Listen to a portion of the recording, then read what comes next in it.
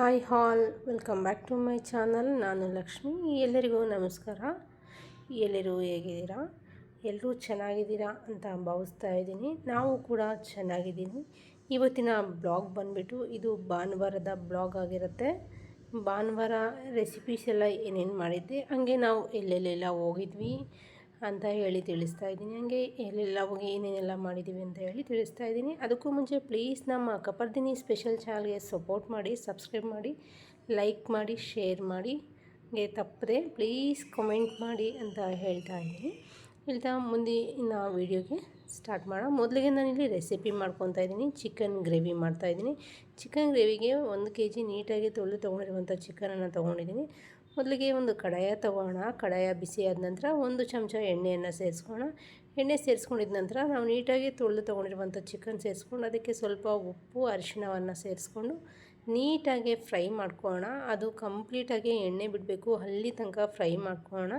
ನೋಡಿ, ಸ್ವಲ್ಪ ಎಣ್ಣೆ ಬಿಟ್ಕೊಂಡಿದೆ. ಎಣ್ಣೆ ಬಿಟ್ಟಿದ ನಂತರ ಮತ್ತೆ ಒಂದು 5 ನಿಮಿಷ ಚೆನ್ನಾಗಿ ಫ್ರೈ ಮಾಡ್ಕೊಂಡಿದ್ದೀವಿ.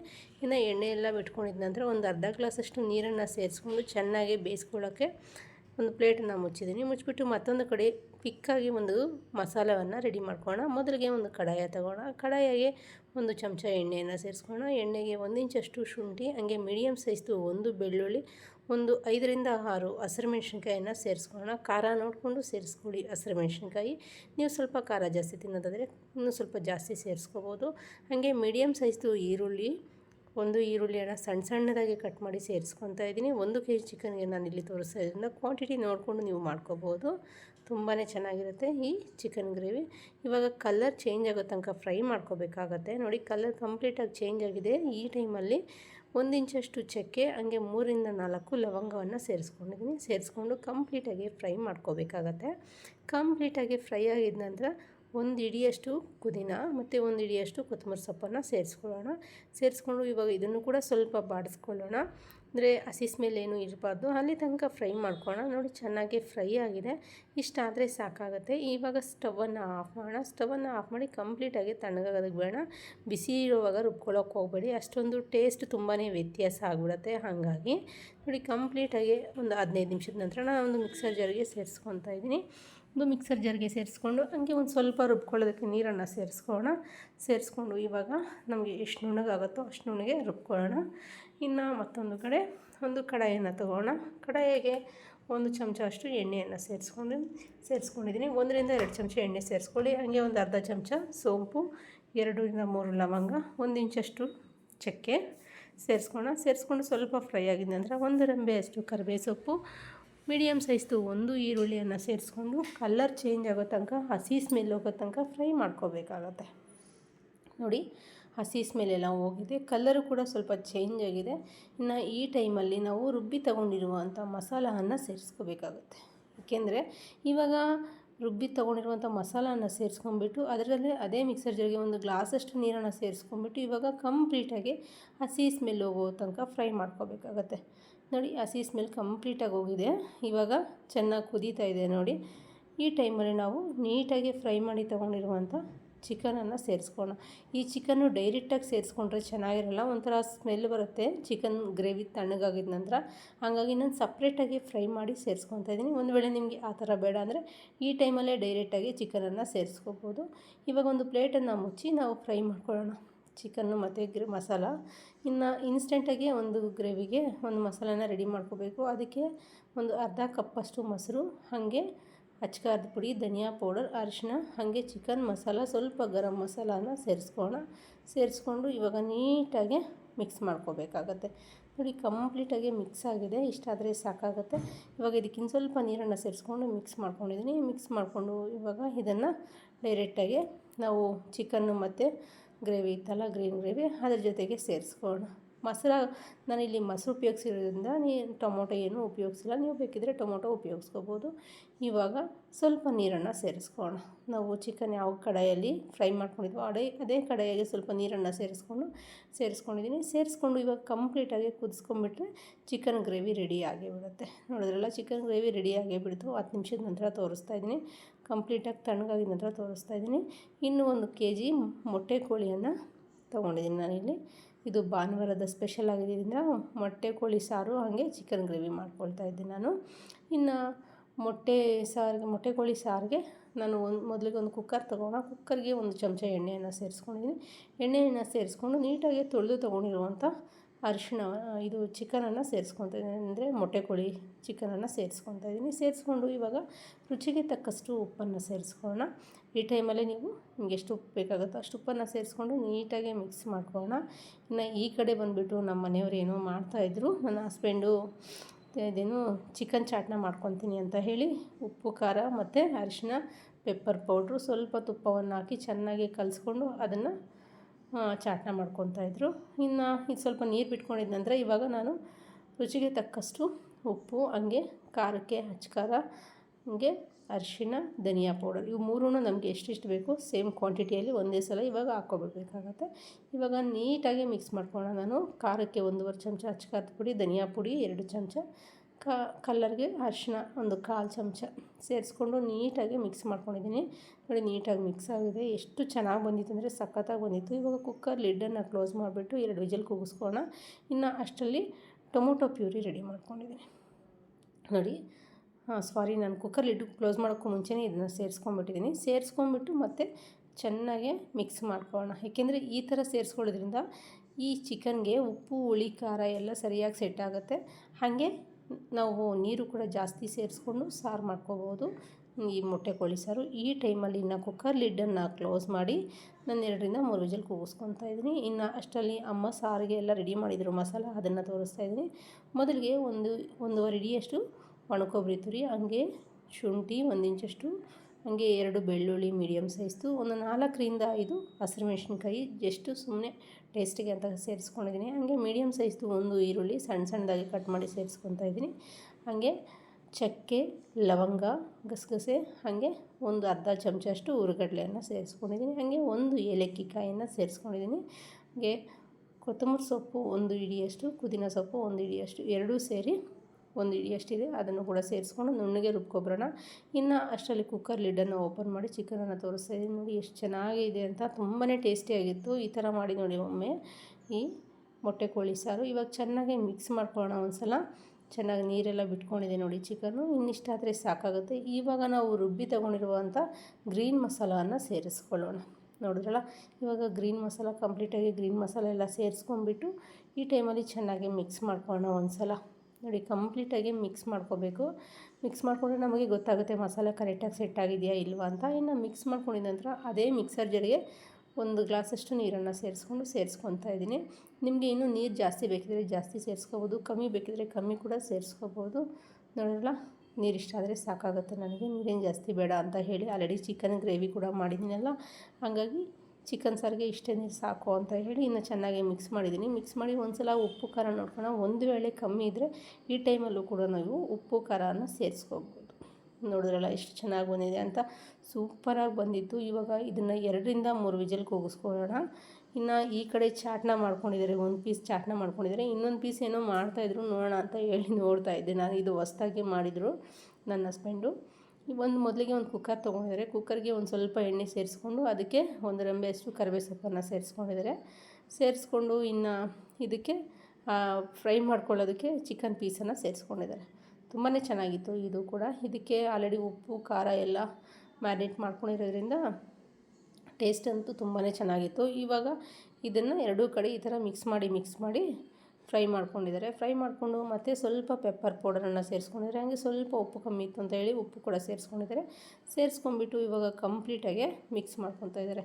ನೋಡಿ ಚೆನ್ನಾಗಿ ಸಾಫ್ಟಾಗಿ ಫ್ರೈ ಮಾಡ್ಕೋಬೇಕು. ಇದು ಕೂಡ ಅವ್ರು ಮಾಡ್ತಾಯಿದ್ರು, ನಾನು ನೋಡಿದೆ, ವೀಡಿಯೋ ಮಾಡಿಕೊಂಡೆ. ಹಾಗೆ ಇದಕ್ಕೆ 1-2 ಹಸಿರು ಮೆಣಸಿನ್ಕಾಯಿ ಕೂಡ ಸೇರಿಸ್ಕೊಂಡಿದ್ದಾರೆ. 1-2 ಹಸಿರು ಮೆಣಸಿನ್ಕಾಯಿ ಕೂಡ ಸೇರಿಸ್ಕೊಂಡ್ಬಿಟ್ಟು ಕಂಪ್ಲೀಟಾಗಿ ಮಿಕ್ಸ್ ಆಗಿದೆ. ಇಷ್ಟಾದರೆ ಸಾಕು. ಇವಾಗ ಇದ್ರ ಮೇಲೆ ಒಂದು ಕುಕ್ಕರ್ ಲಿಡ್ಡನ್ನು ಕ್ಲೋಸ್ ಮಾಡ್ತಾಯಿದ್ದೀನಿ ಅಂತ ಹೇಳಿದ್ರು. ಕುಕ್ಕರ್ ಲಿಡ್ಡನ್ನು ಕ್ಲೋಸ್ ಮಾಡಿ ಜಸ್ಟು ಸ್ವಿಮ್ಮಲ್ಲೇ ಇಟ್ಕೊಂಡು 1-2ರಿಂದ 3 ನಿಮಿಷ ಫ್ರೈ ಮಾಡಿಕೊಂಡ್ರು ಅಷ್ಟೇ. ಕುಕ್ಕರ್ ವಿಜಲೇನು ಕೂಗಿಸ್ಕೊಂಡಿಲ್ಲ. ಇನ್ನು ಈ ಕಡೆ ನಂದಂತೂ ಮೊಟ್ಟೆ ಕೋಳಿ ಸಾರು ಸಖತ್ತಾಗಿ ಬಂದಿತ್ತು, ತುಂಬಾ ಟೇಸ್ಟಿಯಾಗಿ ಬಂದಿತ್ತು. ಮುದ್ದೆ ಜೊತೆ ಅಂತೂ ಒಳ್ಳೆ ಕಾಂಬಿನೇಷನ್ ಅಂತಲೇ ಹೇಳ್ಬೋದು. ತುಂಬಾ ಚೆನ್ನಾಗಿರುವಂಥ ನಾಟಿ ಕೋಳಿ ಮೊಟ್ಟೆ ಸಾರು ರೆಡಿಯಾಗಿ ಹೋಗ್ಬಿಡ್ತು. ಇನ್ನು ಎಲ್ಲರೂ ಕೂತ್ಕೊಂಡು ಊಟ ಮುಗಿಸ್ಕೊಂಡ್ವಿ. ನಮ್ಮದೆಲ್ಲ ಊಟ ಮುಗಿಯೋಷ್ಟೊತ್ತಿಗೆ ಭಾನುವಾರ 10:30 11 ಗಂಟೆ ಆಗಿತ್ತು. ಮಿನಿಮಮ್ ನಾವು ಭಾನುವಾರ ಲೇಟಾಗಿ ಮಾಡೋದು. ಇನ್ನು ಅಪ್ಪ ಅಮ್ಮ ಬಂದಿದ್ದರು ಅಂತ ಹೇಳಿ ಈ ಸಲ ಸ್ವಲ್ಪ ಬೇಗನೆ ಆಯಿತು. ಇನ್ನು ಊಟ ಎಲ್ಲರೂ ಕೂತ್ಕೊಂಡು ಊಟ ಮಾಡಿಕೊಂಡು ಸ್ವಲ್ಪ ಹೊತ್ತು ಹಂಗೆ ಕೂತ್ಕೊಂಡು ಮಾತಾಡಿಬಿಟ್ಟು ಇನ್ನು ಅಪ್ಪ ಇಲ್ಲಿಗೆ ಬಂದಾಗಿಂದ ಯಾವತ್ತೂ ಎಲ್ಲೂ ಹೋಗಬೇಕು ಅಂತ ಹೇಳಿರಲಿಲ್ಲ. ಈ ಸಲ ಏನೋ ಯೂಟ್ಯೂಬಲ್ಲಿ ನೋಡಿಬಿಟ್ಟು ಅವರು ಕೂಡ ಕೃಷ್ಣ ಬ್ಯಾರೇಜಿ ನೋಡಬೇಕು ಅಂತ ಹೇಳ್ತಾಯಿದ್ರು. ಸರಿ ಆಯಿತು ಅಂತ ಹೇಳಿ ನನ್ನ ಹಸ್ಬೆಂಡು ಕೂಡ ಬರ್ತೀನಿ ಅಂದರು. ಕೊನೆ ಮೂಮೆಂಟಲ್ಲಿ ಅವ್ರಿಗೇನೋ ಕೆಲಸ ಬಂತು ಅಂತ ಹೇಳಿ ನಾವು ಮಾತ್ರನೇ ಹೋದ್ವಿ. ಇನ್ನು ಕೃಷ್ಣ ಬ್ಯಾರೇಜಿ ನೋಡಿಕೊಂಡು ಅಲ್ಲಿಂದ ಅದ್ಯಾವೋ ಗೃಹಗಳಂತ ಕೊಂಡವೇಡ ಗೃಹಗಳು ಏನೋ ಅದು ನಂಗೆ ಅಷ್ಟೊಂದು ಹೆಸ್ರು ಗೊತ್ತಿರಲಿಲ್ಲ. ಇನ್ನು ಅಲ್ಲಿಗೂ ಕೂಡ ಕರ್ಕೊಂಡೋದ್ರು. ನೋಡಿ ಕೃಷ್ಣ ಬ್ಯಾರೇಜ್ ಅಂದರೆ ಇದೆ. ಮಧ್ಯೆಗಡೆ ಭವಾನಿ ಐಲ್ಯಾಂಡ್ ಇರುತ್ತೆ. ಆ ಐಲ್ಯಾಂಡು ಆದರೆ ಮುಂದಿನ ವೀಡಿಯೋದಲ್ಲಿ ನಾನು ತೋರಿಸ್ತೀನಿ. ಇನ್ನು ಹೀಗೆ ಹೋಗಿದ ನಂತರ ಅಲ್ಲಿಂದ ನಮ್ಮ ಮನೆ ಹತ್ರದಿಂದ ಒಂದು 15 ಕಿಲೋಮೀಟ್ರ್ ಆಗುತ್ತೆ ಅಷ್ಟೇ. ಇನ್ನು ಮುಗಿಸ್ಕೊಂಡು ನಾವು ಊಟ ಎಲ್ಲ ಮುಗಿಸ್ಕೊಂಡು ಬರೋಷ್ಟೊತ್ತಿಗೆ ಆಲ್ಮೋಸ್ಟು ನಾವು 3 ಗಂಟೆಗೆ ಹೊರಡೋಣ ಅಂದ್ಕೊಂಡ್ವಿ. ಬಿಸಿಲು ಜಾಸ್ತಿ ಇತ್ತು. ಬರೋಷ್ಟೊತ್ತಿಗೆ 4:30 ಆಗೋಯಿತು. ಇನ್ನು ಇಲ್ಲಿ ಎಂಟ್ರಿ ಟಿಕೆಟ್ ತೊಗೋಬೇಕಾಗುತ್ತೆ. ಎಂಟ್ರಿ ಟಿಕೆಟ್ ಒಬ್ರಿಗೆ ಬಂದು 25 ರೂಪಾಯಿ ಎಂಟ್ರಿ ಟಿಕೆಟು. ಮೇಲೆಗಡೆಲ್ಲ ತುಂಬಾ ಚೆನ್ನಾಗಿರುತ್ತೆ ಅನಿಸುತ್ತೆ. ತುಂಬಾ ಜನ ಬಂದಿದ್ದರು ಅಂದ್ಕೊಂಡು ನಾವು ಕೂಡ ಟಿಕೆಟ್ಸ್ ತೊಗೊಂಡು ಇನ್ನು ಒಳಗಡೆಗೆ ಎಂಟ್ರಿ ಆದ್ವಿ. ಯಾಕೋ ನನಗಂತೂ ತುಂಬಾ ಹೊಟ್ಟೆಗೆ ಒಂಥರ ತಿರುಗಿಸ್ದಂಗೆ ಆಗ್ತಾಯಿತ್ತು. ಹಾಗಾಗಿ ಐಸ್ ಕ್ರೀಮ್ ತೊಗೊಂಡೆ. ಐಸ್ ಕ್ರೀಮ್ ತಿನ್ನೋಣ ಅಂತ ಹೇಳಿ ಇನ್ನು ಬನ್ನಿ ಸ್ಟಾರ್ಟ್ ಆಗಿಬಿಟ್ಟಿದ್ವಿ. ನಿಮಗೂ ತೋರಿಸ್ತೀನಿ, ಬನ್ನಿ ನನ್ನ ಜೊತೆ ಹೋಗೋಣ. ತುಂಬಾ ಚೆನ್ನಾಗಿತ್ತು ಪ್ಲೇಸ್ ಅಂತೂ. ನನಗೂ ಇಷ್ಟ ಆಯಿತು, ನಿಮಗೂ ಕೂಡ ಇಷ್ಟ ಆಗುತ್ತೆ ಅಂದ್ಕೊಂಡಿದ್ದೀನಿ. ಒಂದು ಸ್ವಲ್ಪ ಚೆನ್ನಾಗಿರುತ್ತೆ. ಅಂದರೆ ಇದು 4 ಫ್ಲೋರ್ ಇತ್ತು ಈ ಗೃಹಗಳು. ಹೋಯ್ತಾ ನೋಡ್ತಾ ಒಂದು ಸ್ವಲ್ಪ ಇಂಟ್ರೆಸ್ಟಿಂಗ್ ಅನಿಸ್ತು. ಏಕೆಂದರೆ ನಾನು ಸ್ವಲ್ಪ ಇಲ್ಲಿಗೆ ಬಂದಾಗಿಂದನೂ ಸರ್ಚ್ ಮಾಡ್ತಾಯಿರ್ತೀನಿ ಆವಾಗವಾಗ ಗೂಗಲಲ್ಲೆಲ್ಲ ನಿಯರ್ ಯಾವ್ಯಾವ ಪ್ಲೇಸಸ್ ಇದ್ದಾವೆ ಅಂತ ಹೇಳಿ ಸರ್ಚ್ ಮಾಡಿದಾಗ ಇದು ಕೂಡ ಬಂದಿತ್ತು. ತುಂಬಾ ಚೆನ್ನಾಗಿತ್ತು ವೀಡಿಯೋಸಲ್ಲೆಲ್ಲ ನೋಡೋಕ್ಕೆ. ಹಾಗಾಗಿ ನಾನು ಕೂಡ ಡೈರೆಕ್ಟಾಗಿ ನೋಡ್ದಂಗೆ ಆಗುತ್ತೆ. ಅಪ್ಪನ ಜೊತೆ ಅಂತ ಹೇಳಿ ಬಂದೆ. ಇದು ಫಸ್ಟ್ ಫ್ಲೋರಲ್ಲಿ ಗೃಹಗಳು. ಇದನ್ನೆಲ್ಲ ವೀಡಿಯೋ ಮಾಡಿಕೊಂಡು ಹಾಗೆ ಸ್ವಲ್ಪ ನೋಡಿಕೊಂಡು ಹಾಗೆ ಇನ್ನು ಸ್ವಲ್ಪ ಸೆಕೆಂಡ್ ಫ್ಲೋರ್ಗೆ ಹೋದ್ವಿ. ಸೆಕೆಂಡ್ ಫ್ಲೋರ್ಗೆ ಹೋದರೆ ಇಲ್ಲಿ ಸ್ವಲ್ಪ ಮೇಲಕ್ಕೆ ಹೋಗಿದ ನಂತರ ಇಲ್ಲೂ ಕೂಡ ವಿಗ್ರಹಗಳು, ಸ್ವಲ್ಪ ರೂಮ್ಗಳು ಎಲ್ಲ ಇತ್ತು. ನೋಡಿ ಕೆಲವೊಂದು ರೂಮ್ಗಳು ಲಾಕ್ ಆಗಿತ್ತು, ಆದರೆ ಒಳಗಡೆ ಏನೂ ಇರಲಿಲ್ಲ. ಏನೋ ಗೊತ್ತಿರಲಿಲ್ಲ, ಲಾಕ್ ಆಗಿತ್ತು. ಇನ್ನು ನಾನು ಸುಮ್ಮನೆ ನೋಡಿಕೊಂಡು ಹಾಗೆ ಸ್ವಲ್ಪ ವಿಡಿಯೋ ಶೂಟ್ ಮಾಡಿಕೊಂಡು ಇನ್ನು ಅಲ್ಲೂ ಕೂಡ ಸೇಮ್ ಥರನೇ ಇತ್ತು. ಇನ್ನು ಅದಕ್ಕಿಂತ ಇನ್ನು ಸ್ವಲ್ಪ ಮೇಲಕ್ಕೆ ಹೋಗಬೇಕು ಥರ್ಡ್ ಫ್ಲೋರ್ಗೂ ಕೂಡ ನಾವು ಹತ್ಕೊಂಡು ಹೋದ್ವಿ. ಅಂದರೆ ಮೆಟ್ಲು ಸ್ವಲ್ಪ ಚಿಕ್ಕದಿದೆ, ಅಷ್ಟು ಬಿಟ್ಟರೆ ಇನ್ನೇನು ಪ್ರಾಬ್ಲಮ್ ಇಲ್ಲ. ಇನ್ನು ಇಲ್ಲೆಲ್ಲ ಸುಮಾರು ಜನ ಬಂದಿದ್ದರು ನೋಡೋಕ್ಕೆ. ಇನ್ನು ಭಾನುವಾರ ಬೇರೆ ಅಲ್ವಾ, ವೀಕೆಂಡ್ ಡೇಸಲ್ಲಿ ಬರ್ತಾರಂತೆ ಈ ಥರ ಜನ ಜಾಸ್ತಿನೇ. ಇನ್ನು ನೋಡಿಕೊಂಡು ನಮ್ಮ ಸ್ವಪ್ನ ಅಂತೂ ಒಳ್ಳೆ ಫೋಸ್ ಕೊಡ್ತಾಯಿದ್ಲು ಕೂತ್ಕೊಂಡು. ಅದನ್ನ ನೋಡ್ಕೊಂಡು ಅದನ್ನು ಒಂದು ಫೋಟೋ ತೊಗೊಂಡು ಹಾಗೆ ಇನ್ನು ಸ್ವಲ್ಪ ಟರ್ನ್ ಆದರೆ ವಿಗ್ರಹಗಳಿತ್ತು. ಗಣೇಶ ವಿಗ್ರಹ, ಹಾಗೆ ದೇವ್ರದ್ದು ವಿಗ್ರಹಗಳು, ಹಳೆ ಕಾಲದ ವಿಗ್ರಹಗಳೆಲ್ಲ ಇತ್ತು. ಅದನ್ನೆಲ್ಲ ಸ್ವಲ್ಪ ಶೂಟ್ ಮಾಡಿಕೊಂಡು ಇನ್ನು ಇಲ್ಲೆಲ್ಲ ನೋಡ್ತಾಯಿದ್ರು. ಆದರೆ ಇದರೊಳಗೂ ಕೂಡ ಏನೂ ಇರಲಿಲ್ಲ, ಸುಮ್ಮನೆ ಲಾಕ್ ಆಗಿತ್ತು. ಇನ್ನು ಹಳೇ ಕಾಲದ ವಿಗ್ರಹಗಳು, ಕಂಬಗಳು ಎಲ್ಲ ಇತ್ತು. ತುಂಬಾ ಚೆನ್ನಾಗಿತ್ತು. ಒಂದು ಏನಂದರೆ ತುಂಬ ತಣ್ಣಗಿತ್ತು, ಅದಂತೂ ನಂಗೆ ತುಂಬಾ ಇಷ್ಟ ಆಯಿತು. ಇನ್ನು ಮೇಲುಗಡೆಯಿಂದ ಅಂತೂ ವ್ಯೂ ಸಖತ್ತಾಗಿ ಕಾಣಿಸ್ತಾಯಿತ್ತು. ತುಂಬಾ ಚೆನ್ನಾಗಿ ಕಾಣಿಸ್ತಾಯಿತ್ತು. ಈ ಪಾರ್ಕ್ ಆಗ್ಬೋದು ಎಲ್ಲ ತುಂಬ ಚೆನ್ನಾಗಿತ್ತು. ಗ್ರೀನಾಗೆ ತುಂಬಾ ಚೆನ್ನಾಗಿತ್ತು. ಇದು ತುಂಬ ದೂರ ಏನಿಲ್ಲ, ವಿಜಯವಾಡದಿಂದ ಬರೀ 6 ಕಿಲೋಮೀಟರ್ ಅಷ್ಟೇ. ನಮ್ಮ ಮನೆಯಿಂದ ಸ್ವಲ್ಪ ಒಂದು 13-14 ಕಿಲೋಮೀಟ್ರ್ ಆಗುತ್ತೆ. ಇನ್ನೂ ಸ್ವಲ್ಪ ಮೇಲೆ ಹೋಗೋಣ ಅಂತ ಹೇಳಿದ್ನಲ್ಲ, ಇನ್ನೂ ಸ್ವಲ್ಪ ಮೇಲೆ ಹೋಗ್ಬಿಟ್ಟು ಅಲ್ಲೂ ಕೂಡ ಶೂಟ್ ಮಾಡಿಕೊಂಡು ಹಂಗೆ ಇನ್ನು ಸ್ವಲ್ಪ ಮುಂದಕ್ಕೆ ಹೋದರೆ ಇದ್ರ ಮೇಲೆಗಡೆ ಪದ್ಮನಾಭ ಸ್ವಾಮಿ ಟೆಂಪಲ್ ಇದೆ. ಅಂದರೆ ಪದ್ಮನಾಭ ಸ್ವಾಮಿ ಟೆಂಪಲ್ ಅಲ್ಲ, ಪದ್ಮನಾಭ ಸ್ವಾಮಿ ಇದ್ದಾರೆ ವಿಷ್ಣು ರೂಪದಲ್ಲಿ. ಪದ್ಮನಾಭ ಸ್ವಾಮಿ ಇದ್ದಾರೆ, ವಿಷ್ಣು ರೂಪದಲ್ಲಿದ್ದಾರೆ ವಿಷ್ಣು. ಬನ್ನಿ ಅದನ್ನು ಕೂಡ ತೋರಿಸ್ತೀನಿ. ತುಂಬಾ ಚೆನ್ನಾಗಿತ್ತು, ನನಗಂತೂ ಇಷ್ಟ ಆಯಿತು. ನಿಮಗೂ ಕೂಡ ಇಷ್ಟ ಆಗಿದ್ದೀನಿ ಅಂದ್ಕೊತೀನಿ. ಇಷ್ಟ ಆಗಿದರೆ ಪ್ಲೀಸ್ ಲೈಕ್ ಮಾಡಿ, ಶೇರ್ ಮಾಡಿ, ಹಾಗೆ ಪ್ಲೀಸ್ ಸಬ್ಸ್ಕ್ರೈಬ್ ಮಾಡ್ಕೊಳ್ಳಿ. ಕಂಪ್ಲೀಟ್ ವಿಡಿಯೋ ನೋಡಿದ್ರೆ ನಿಮಗೂ ಕೂಡ ಯಾವಾಗಾದರೂ ಈ ಥರ ಬಂದಾಗ ಅಟ್ಲೀಸ್ಟ್ ಬರೋಕ್ಕಾಗದೇ ಇರೋರು ಕೂಡ ವಿಡಿಯೋದಲ್ಲೇ ನೋಡ್ಬೋದು ಕೆಲವೊಂದು ಪ್ಲೇಸಸ್ ಎಲ್ಲ ಅಂತ ಹೇಳಿ ತೋರಿಸ್ತಾ ಇದ್ದೀನಿ. ಇನ್ನು ನಾನು ಹೇಳಿದ ಪದ್ಮನಾಭ ಸ್ವಾಮಿ ಇಲ್ಲಿದ್ದಾರೆ ನೋಡಿ, ತೋರಿಸ್ತಾ ಇದ್ದೀನಿ. ಇವಾಗ ಡೈರೆಕ್ಟಾಗಿ ಒಳಗಡೆಗೆ ಹೋಗಿ ಶೂಟ್ ಮಾಡ್ಕೊಳ್ಳೋಣ ಅಂತ ಹೇಳಿ ಒಳಗಡೆಗೆ ಹೋದೆ. ಅಷ್ಟೊತ್ತಿಗಾಗಲೇ ಅಪ್ಪ ಅಮ್ಮ ಇಬ್ಬರು ಹೋಗಿ ನೋಡ್ತಾ ಇದ್ದರು. ನಾನು ಸ್ವಲ್ಪ ವೀಡಿಯೋ ಎಲ್ಲ ಮಾಡ್ಕೊಂಬರೋದು ಸ್ವಲ್ಪ ಲೇಟ್ ಆಯಿತು. ನೋಡಿ ಎಷ್ಟು ಚೆನ್ನಾಗಿದೆ ಅಂತ, ತುಂಬಾ ಚೆನ್ನಾಗಿತ್ತು. ಜನ ಅಂತೂ ಸಿಕ್ಕಾಪಟ್ಟೆ ಇದ್ದರು ಇಲ್ಲೆಲ್ಲ. ಕೆಲವರೆಲ್ಲ ಪೂಜೆ ಕೂಡ ಮಾಡ್ತಾಯಿದ್ರು. ಇನ್ನು ಋಷಿಗಳು ಆ ಥರ ಬೊಂಬೆಗಳೆಲ್ಲ ಇತ್ತು. ಅಂದರೆ ಆವಾಗಿನ ಕಾಲದಲ್ಲೆಲ್ಲ ಋಷಿಗಳೆಲ್ಲ ಇಲ್ಲೇ ಕೂತ್ಕೊಂಡು ಜಪ ಎಲ್ಲ ಮಾಡಿರೋದೆಲ್ಲ ಇತ್ತು. ಇನ್ನು ಅದನ್ನು ಕೂಡ ಸ್ವಲ್ಪ ಶೂಟ್ ಮಾಡ್ಕೊಂಡಿದ್ದೀನಿ, ನೋಡ್ಬೋದು ನೀವು ಕೂಡ. ಇದನ್ನೆಲ್ಲ ಶೂಟ್ ಮಾಡಿಕೊಂಡು ಇನ್ನು ಹಾಗೆ ಸ್ವಲ್ಪ ಆಚೆಗಡೆ ಬಂದ್ವಿ. ನಾವು ಕೂಡ ಸ್ವಲ್ಪ ಕೈ ಮುಕ್ಕೊಂಡು, ನಮಗೆ ಗೊತ್ತಿರಲಿಲ್ಲ ಇಲ್ಲಿ ಪೂಜೆ ಎಲ್ಲ ಮಾಡ್ತಾರೆ ಅಂತ. ಇನ್ನು ಮುಗಿಸ್ಕೊಂಡು ಇಲ್ಲೂ ಕೂಡ ವಿಗ್ರಹಗಳಿತ್ತು. ಇಲ್ಲೆಲ್ಲ ನಿಂತ್ಕೊಂಡು ಸ್ವಲ್ಪ ಫೋಟೋಸ್ ಎಲ್ಲ ತೊಗೊಂಡ್ರು. ವೀಕೆಂಡಲ್ಲಂತೂ ಬಂದರೆ ಈ ಕಡೆ ಎಲ್ಲ ಅಂದರೆ ಈ ವಿಜಯವಾಡದಲ್ಲಿರೋರಿಗೆ ಹೇಳ್ತಾಯಿದ್ದೀನಿ, ಹೋದವರೆಲ್ಲ ಚೆನ್ನಾಗಿ ಒಳ್ಳೆ ಫೋಟೋಸ್ ತೊಗೋಬೋದು, ಹಾಗೆ ಒಳ್ಳೆ ಟೈಮ್ ಸ್ಪೆಂಡ್ ಆಗುತ್ತೆ ಅಷ್ಟೇ. ಇನ್ನು ಅಲ್ಲೇ ಸ್ವಲ್ಪ ವೀಡಿಯೋಸ್ ಎಲ್ಲ ತೊಗೊಂಡು ಫೋಟೋಸ್ ಎಲ್ಲ ತೊಗೊಂಡು ಗ್ರೀನಿಶ್ ಆಗಿತ್ತಲ್ಲ ಅದನ್ನು ಕೂಡ ಸ್ವಲ್ಪ ವೀಡಿಯೋಸ್ ಎಲ್ಲ ತೊಗೊಂಡ್ವಿ. ಇನ್ನು ಆ ಕಡೆ ಎಲ್ಲ ಹೋಗ್ಬೋದು ಅಂತ ಯಾರೋ ಹೇಳ್ತಾಯಿದ್ರು. ವಿಶೇಷವಾಗಿ ಏನಂದರೆ ನಮ್ಮ ಕನ್ನಡದವ್ರು ಸಿಕ್ಬಿಟ್ಟಿದ್ರು, ದಾವಣಗೆರೆಯವರು. ಅವ್ರ ಹತ್ರ ಸ್ವಲ್ಪ ಮಾತಾಡಿಬಿಟ್ಟು ಹಾಗೆ ಅವರು ಹೇಳಿದರು.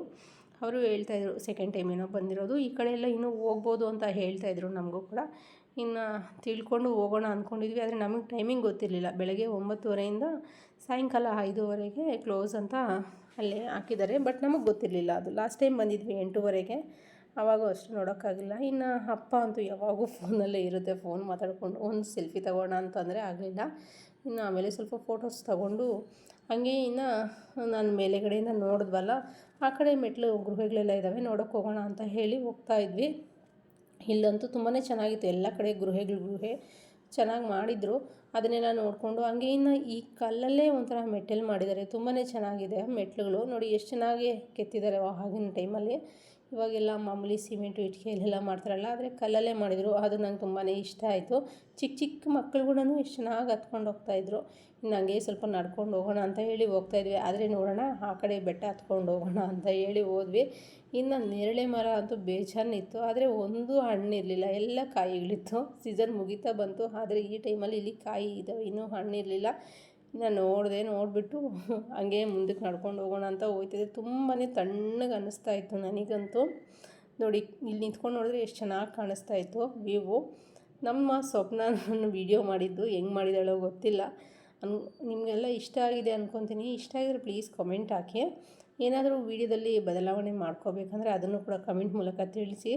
ಇನ್ನು ಅಲ್ಲಿ ಸ್ವಲ್ಪ ಹೊತ್ತು ನಿಂತ್ಕೊಂಡು ಇನ್ನು ಅಪ್ಪ ಅಮ್ಮ ನಾನು ಮಾತಾಡ್ಕೊಂಡು ಹಾಗೆ ಹೋದ್ವಿ ಸ್ವಲ್ಪ ಹೊತ್ತು. ಇನ್ನು ಈ ಕಡೆ ನಡ್ಕೊಂಡು ಹೋಗೋದೇ ಸುಮಾರು ದೂರ ಇದೆ, ಅಂದರೆ ಸುಮಾರು ಜನ ಹೋಗಿ ಬರ್ತಾಯಿದ್ದಾರೆ, ನಡ್ಕೊಂಡು ಬರ್ತಾಯಿದ್ದಾರೆ. ಮಧ್ಯಾಹ್ನ ಟೈಮ್ ಬಂದರೆ ಚೆನ್ನಾಗಿ ಫ್ರೀಯಾಗಿ ನೋಡ್ಕೊಂಡು ಹೋಗ್ಬೋದಾಗಿತ್ತು, ಆದರೆ ನಾವು ಮಧ್ಯಾಹ್ನ ಬರಲಿಲ್ಲ, ಬಿಸಿಲು ಜಾಸ್ತಿ ಇದೆ ಅಂತ ಸಾಯಂಕಾಲ ಟೈಮಲ್ಲಿ ಬಂದುಬಿಟ್ಟಿದ್ವಿ. ಇನ್ನೇನು ಕ್ಲೋಸಿಂಗ್ ಟೈಮ್ ಆಗೋಗ್ತಾಯಿತ್ತು, ಏಕೆಂದರೆ ನಾವು ಹೋದಾಗ ಆಲ್ರೆಡಿ 4 ಗಂಟೆ 4:15 ಆಗೋಯಿತು. ನಾವು ಮುಗಿಸ್ಕೊಂಡು ಹೋಗೋಷ್ಟೊತ್ತಿಗೆ 5:20 ಆಗ್ಬಿಟ್ಟಿತ್ತು. ಇನ್ನು ಬರೀ 10 ನಿಮಿಷ ಇದೆ ಅಂತ ಹೇಳಿ ಬೇಗ ಮುಗಿಸ್ಕೊಂಡು ನಾವಿನ್ನು ನೋಡ್ಕೊಂಡು ಬಂದುಬಿಟ್ವಿ. ಈ ವಿಡಿಯೋ ನಿಮಗೆಲ್ಲ ಇಷ್ಟ ಆಗಿದೆ ಅಂದ್ಕೊತೀನಿ. ಇಷ್ಟ ಆಗಿದರೆ ಪ್ಲೀಸ್ ಲೈಕ್ ಮಾಡಿ, ಶೇರ್ ಮಾಡಿ, ಪ್ಲೀಸ್ ಫ್ರೆಂಡ್ಸ್ ಆ್ಯಂಡ್ ಫ್ಯಾಮಿಲಿ ಮೆಂಬರ್ಸ್ಗೆ ಶೇರ್ ಮಾಡಿ. ಹಾಗೆ ನೆಕ್ಸ್ಟ್ ವಿಡಿಯೋದಲ್ಲಿ ಸಿಗ್ತೀನಿ ಅಂತ ಹೇಳ್ತಾ ಇದ್ದೀನಿ. ಈ ವಿಡಿಯೋ ಇಲ್ಲಿಗೆ ಎಂಡ್ ಮಾಡ್ತಾ